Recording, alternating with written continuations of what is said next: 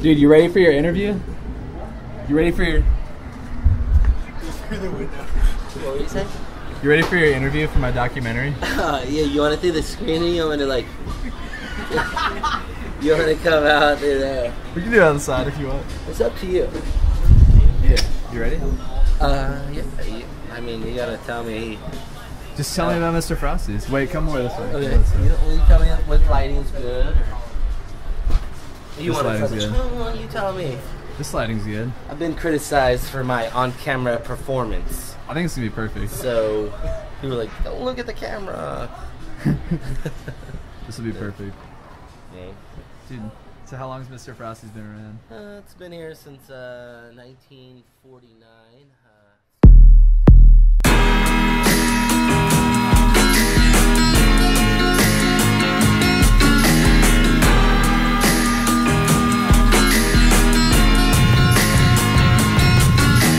Clairemont is located literally in like the center of everything.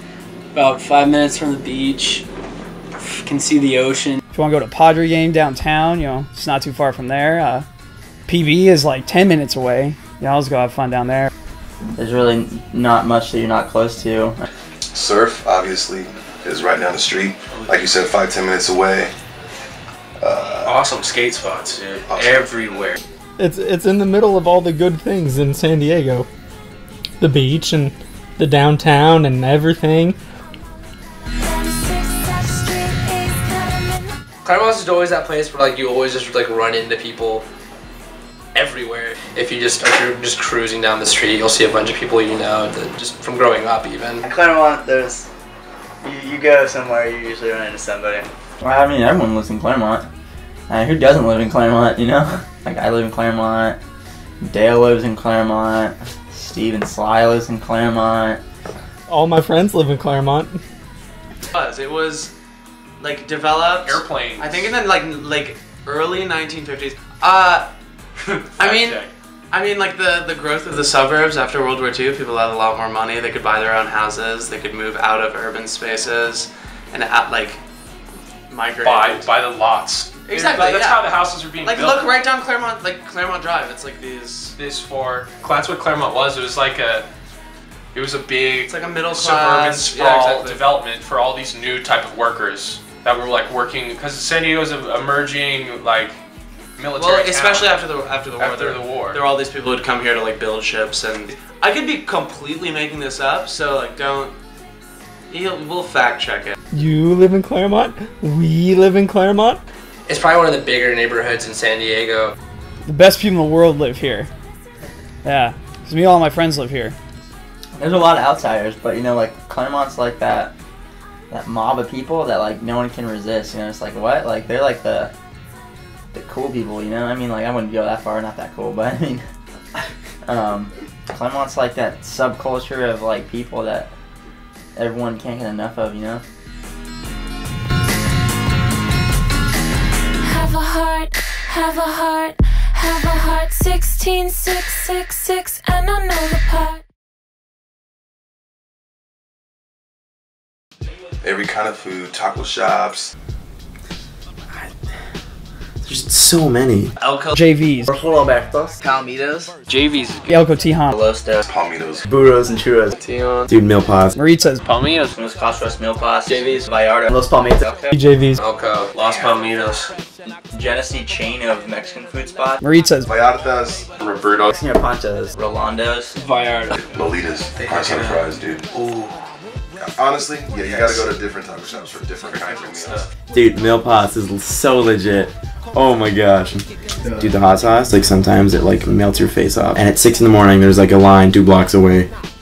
I thought it was gonna be lame when I got there. I was like, this looks like a soup kitchen. The best Mexican food I've ever had. Well, there's always a classic California burrito from Roberto's. Roberto's, that's number 2. That's number 2. You know, that's my number 2. Greasy sour cream. Greasy standard hit. The tortilla's got good like toasty, It's like flaky. Toasty flake. Like no rubber in that one. Heck yeah. No rubber at all. Like Señor Panchos, because it's right by my house in the square. They have really good Californians. California. So you have carne asada, sour cream if you want. French fries is like the secret ingredient. You can get pico de gallo. Some of them have guacamole. cheese, queso. Everyone in Clairemont loves Elko. Cotien's the spot. Bean and cheese. Oh, Sunday mornings, always going with the menudo. And together we will forever be high fidelity, definitely. Switching the melody, can it be? The brothers that you rarely see, they got together for the better, whether him or me. And together we will forever be high fidelity, definitely. Switching the melody, can it be? After I go to Soma, it's like a tradition to go to In-N-Out, get, you know, a double with some fries and like a Neapolitan shake. Dude. Number 2, with no tomatoes or onions, and a lemonade mixed with Sprite. Double, grilled onions, chopped chilies. I usually just get a double. Just that. Fries and a drink. Sometimes I get fries and a drink too, yeah. Double! That's it. Just big old thing of meat in your mouth. Animal style. Oh, you get animal style? What, you don't do that? I don't get no animal just style. grilled I like onions. my onions crispy. Whatever. Crispy. I'm gonna put this out there. In-N-Out is 10 times better than Five Guys.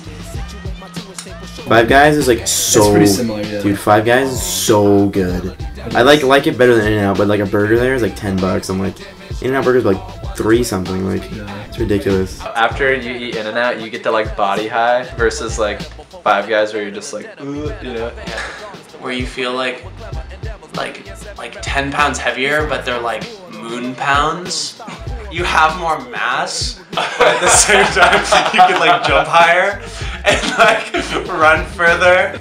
Other burger places like Hodad's or like Five Guys or whatever, it's still 10 pounds, right? It's the same like amount of mass, but it's like Jupiter pounds. That's Sex Hour's theory of burger consumption.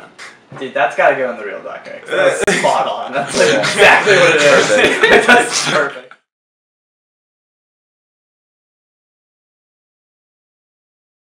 Ooh, I like Torrey Pines a lot because I grew up going to Torrey Pines. But I also like Scripps. Scripps is fun because we used to surf there all the time, and it's not very crowded. There's like no one there, so. And Black's isn't very far from there, so it was really fun to walk to Black's when we were younger, and there's always naked dudes. That's just weird. I don't know if this counts, but the cliffs, I go to the cliffs a lot. They're just like such a sick like little water area because you get to go cliff jumping. There's like this gnarly cave to go explore. Law Street.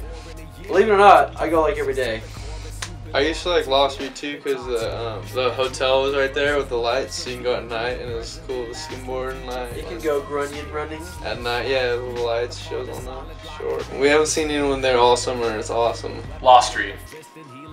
Law Street. Grew up on that beach. Marine Street. Law Street's where you're trying to go when you're trying to get away from people. Marine is like when you're trying to see people. It's when you're trying to see people. Yeah, there's a different When you're vibe. trying to walk, Social vibe. you're trying to run into people that are really intoxicated. So if you're trying to do that, go to Marine Street. If you're trying to get sponsored for pro body surfing, you want to go to Marine Street. All right. If you want to catch a glimpse of Mitt Romney, Please. you're Yes, gonna that's why. go to Marine Street. Mitt Romney's house is there. Apparently. I have heard that rumor, yeah.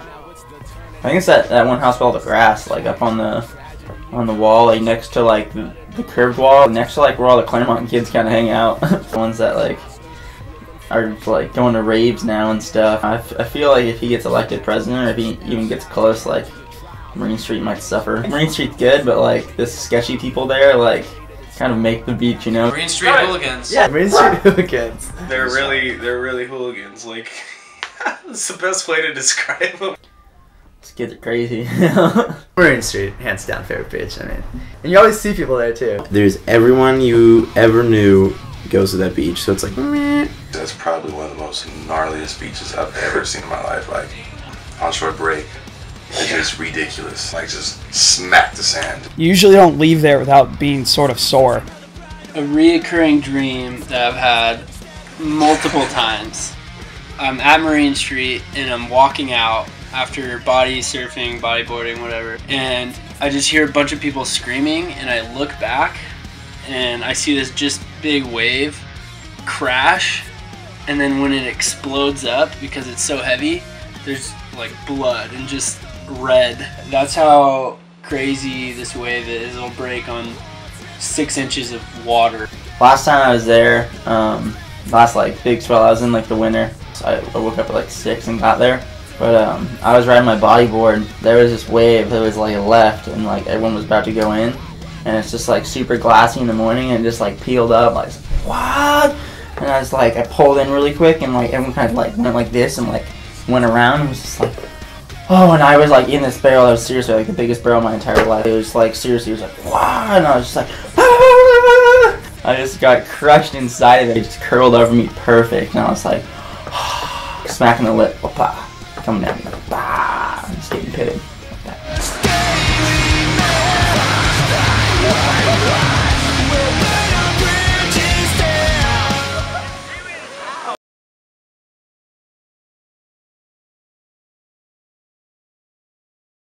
Vans are literally all I own. Here, check.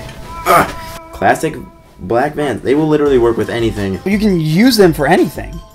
You can work in them, you can hike in them, you can skateboard in them, you can goon mob in them. I've worn them to a funeral, I've worn them to church, I've worn them going spearfishing, jumping through caves and going through canyons. I wore Vans for my first job when I worked at the Beach and Tennis Club. They truly are like one of the best shoes like that you can skate in, that you can like go to shows in, like any of that kind of stuff. There's like human fecal matter on these shoes, but I still wore them to a funeral. I worked at the dog hotel in these Vans, so they're kind of gross. They're a little disgusting, but you know, they're still Vans. You can draw on Vans. You can, you know, whatever. I can't skate in thick shoes. These were fun. I thought these were rad when like I guess my freshman year. I think I just got these. These are so rad. I like these a lot. These were my dress shoe Vans because they were black. I guess I did some yard work in these ones. These have always been like Old Faithful, you know. Ooh, there's a bug smashed in that one. That's awesome. You go into my closet, they're all Vans. It was like there's like 4 black pairs and like a red and like a blue and like there's this one like maroon one. I was a big white Van person. They're pretty. They accentuate my fit. I usually switch off like black Vans, navy blue Vans, and just switch back and forth. The blue. It's a tie. That light blue, yeah, lightish light blue, not navy. The yeah. like authentic blue. My grandma's like, you need some new shoes? I'm like, yeah. She's like, what kind do you get? I'm like, okay, seriously? In my freshman year, I went to my freshman year of high school with Authentics. I skated those benches at Clairemont up like next to the banks, and I totally ripped it up. And there's like a sick like hole right in the front of it where I was doing kickflips. My parents were pissed. How many pairs of Vans have you owned, Kenny? Probably like 15 to 20. Probably like 12. Only 12? So serious question. Way too many to count. Yeah, I'd say easily over 20. Oh, more than that. I would say like 20. I don't know. 100? Currently, I own 26. I know that for a fact. You're a girl.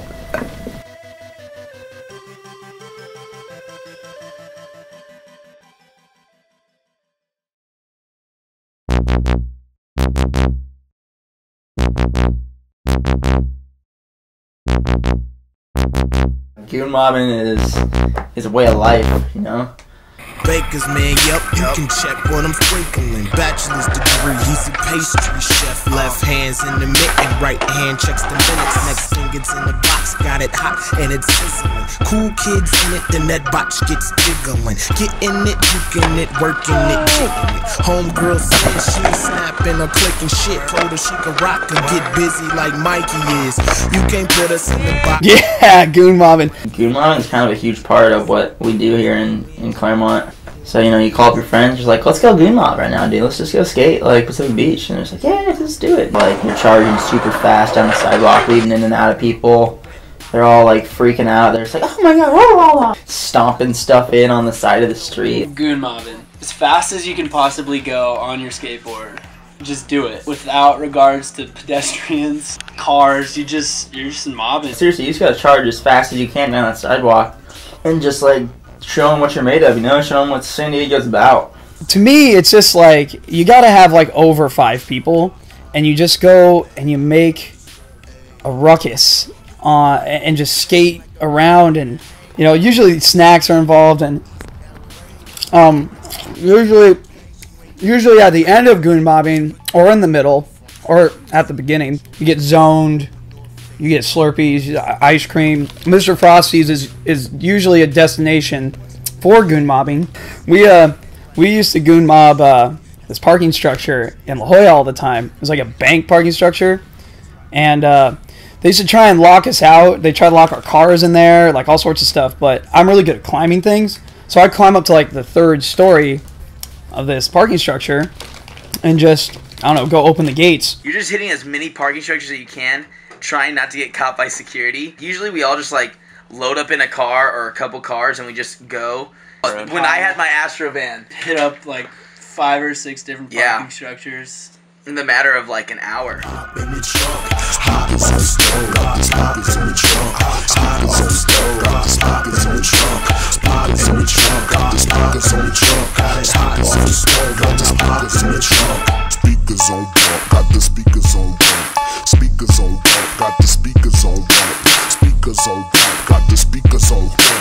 What's your definition of goon mobbing?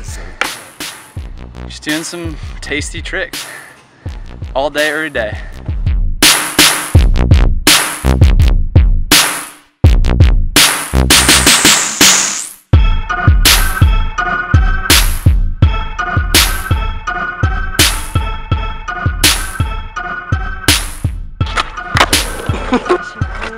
Like disco. Going down again.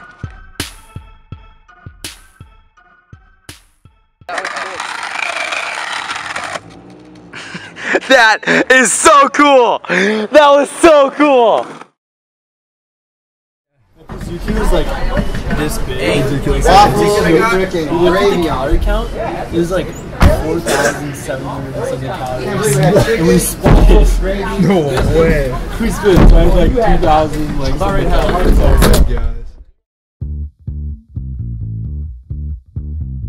Mr. Frosty's is classic. I remember going there with my parents when I was like a little kid, and my dad told me that he grew up going there, you know, because he grew up in Pacific Beach. So Mr. Frosty's is just all nostalgic and delicious and perfect. Frosty's is like the greatest place I ever made. Super cheap, and it's super good. I've never gone there and been disappointed. Every time I go there, I seem to get free ice cream. Do you? Yes, and they load it to like here. I don't even like Mr. Frosty's. Yeah, he's lying. No. We were driving by Mr. Frosty the other day. He said, "Don't even look at Mr. Frosty's. It's so good." Alright, yeah, I like the shake, but... but it's delicious.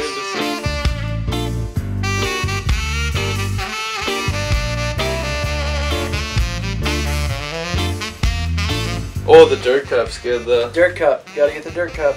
I'm like a 5-year-old, and I get the cup of dirt, you know, with the gummy worms and the crushed up Oreos and the chocolate sauce. I could get like a shake with like candy in it, or like I'll get like a big like twisted cone. A medium vanilla cone dipped in butterscotch, or a peanut butter Butterfinger shake.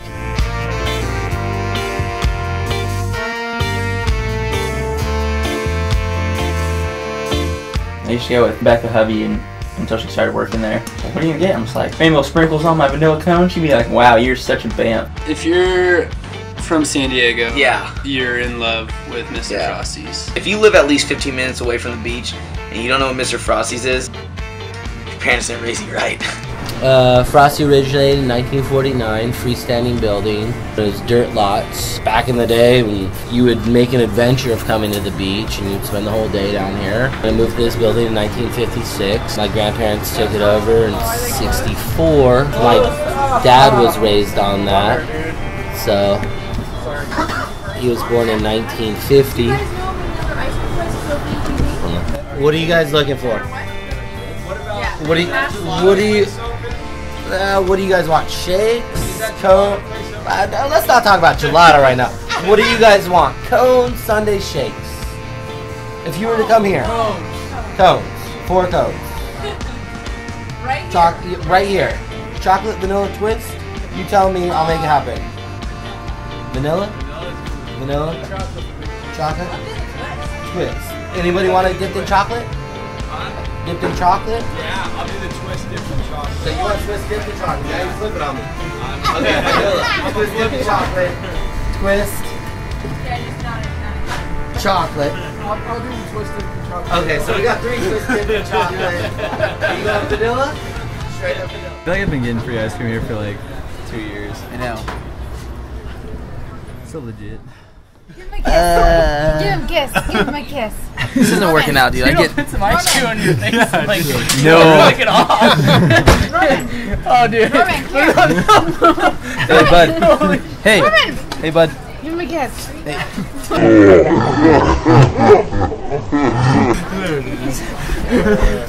job.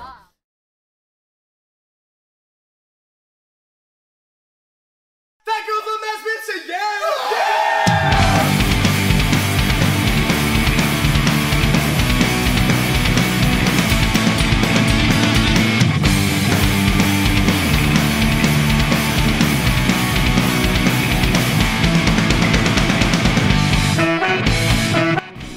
Skank Innards are like my favorite band. Like, they're so ridiculously good. I think all of them kind of know it though. I think they know I'm like their biggest fan ever. And I think it might creep them out a little. Skank Innards are just the Skank Innards. There's not really much you can say about them besides like they play like ska, pop punk music, and like kids love to go to their show. If it wasn't for them, there probably wouldn't be as there wouldn't be a ska scene, so they kind of forefronted it, and they're like the dads, and they've been around for almost 10 years now. Yeah, they've been around for almost 10 years now. They're an awesome band. They're a really, really awesome band. I heard Bucket of Fish was better. I mean, I've heard Skank Agents say that. just they're a lot dirty. They're dirty, dirty liars. I tried to play with them, and I couldn't. I don't know how to rock that hard. They rock so I can't. I did. I played. You saw me. I played in San Francisco, and I played with Petaluma, and I floundered. They're just too hardcore. But you're Sweet Lou. I know I'm Sweet Lou. The first time I saw the Skank Agents, I was 12. Britta Priest's birthday party. No way. In her backyard. And they played that gig. And they killed it. I don't know. We've been in Clairemont for a long time. I started playing when I was in 8th grade with Matthew Elton Smith, and you know, kind of just went from there. At one point, we all went to Marston, and we all had the same band teacher. It's very interesting. Everybody likes them for whatever reason. Maybe it's just because they're local. Maybe it's because they're actually pretty good. I mean, they didn't used to be good. They used to suck, and people still liked them. The Skank Agents have grown from, you know, we're not just a band anymore. We're like this weird sort of living, breathing entity. We got all sorts of different people involved, you know, greasers. We got hardcore kids. We got little punk kids like Brian the Snake Rydell. We got bros, straight up just like musicians. Clairemont kids, like to the max. Like every kind of Clairemont kid, you know. It's fantastic. And we all hang out at our guitarist's house, at Nick's house. It's bizarre, and I don't know. It's a huge part of my life, and I feel like it's a big part of a lot of people's lives. Just that whole who hangs out there. They all come from different places. It's very strange how they all came together. Made this awesome band that makes good music. Dude, I'm not that tight with those guys. I feel like part of the reason is because I'm not like a Skank Agents like initiate. Like I don't know all the customs. It's like when you go to like an island in like the South Pacific that like no white man has ever stepped foot on. That's a good way to put it. And I go, but I've like read books about like similar islands. The wild Pacific. And I go and I'm like trying to learn all the like customs, but like I don't get it. That's totally. But it's cool. It's awesome. Yeah, you feel. But like I don't get it. Their automatic thick culture is like hanging in the air. Like, yep, we all gel and vibe. Yeah, real hard. If you meet all of us at the same time, you won't know what to do. You have to be broken in. Like, you have to meet, like, one of us, and then 2 of us, and then 8 of us. Because I just don't think people can handle it very well. It's a cult, dude. It's what we've been doing for 10 plus years, you know? It's a whole group of our friends that just, like, are super, like, at all the shows, like, if they have a show, we'll all be there, like, our whole posse. We're up in the front next to Nick, because Nick gets pretty gnarly with us, and it's just sing-alongs and stage dives.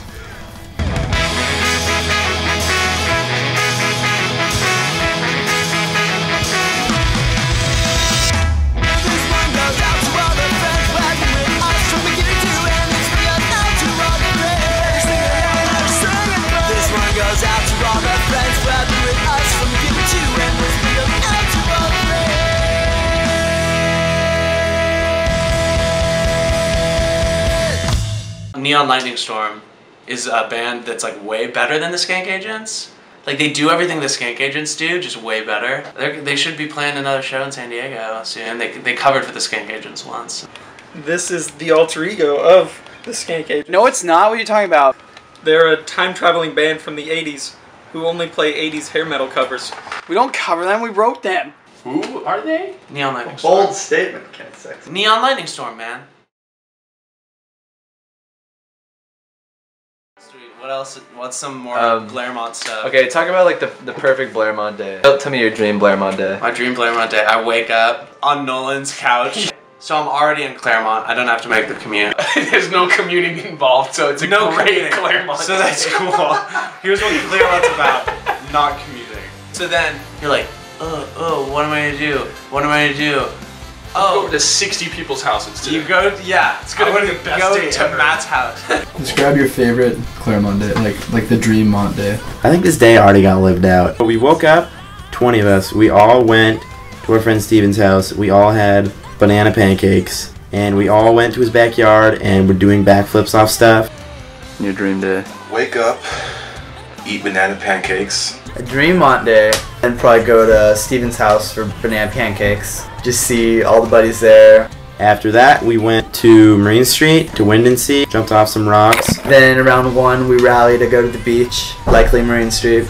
Then go swimming instead of taking a shower. You don't need to take a shower. Go swim in a pool or go to the beach or something like that. We'll hit up Dale first, and we're like, Dale, trying to hit up Marine Street, trying to get our womp on. Today's a pretty good dream Mont day. I would definitely say today, wake up, get banana pancakes. About to head to Marine Street. It's like the class of 2006 through the class of 2012, like all there. Like every single person is there, and the waves are like up double overhead, and the water is like bath water. Then the cliffs. The cliff. Drove to Sunset Cliffs, and we went cliff jumping. The BVB, triple B. Just like, dude, we gotta go to the beach. And when we go to the beach, we're gonna hang out with babes, and then after we go to the beach and hang out with babes, we're gonna go to a baseball game, you know? Come home around 4 or 5 o'clock, take a shower. It's like the best feeling ever after being in salt water for like hours, and then like you take a shower, you're like, yes. Then go to either In-N-Out or Elko or Sandwich Emporium, one of those places. All of those places. Get some grub. Probably get a big old California somewhere. Probably go to Matt's house, hang out a little bit, have some angel juice, some PB&J, maybe watch like 30 minutes of Green Street Hooligans. You get some angel juice. You get the angel juice.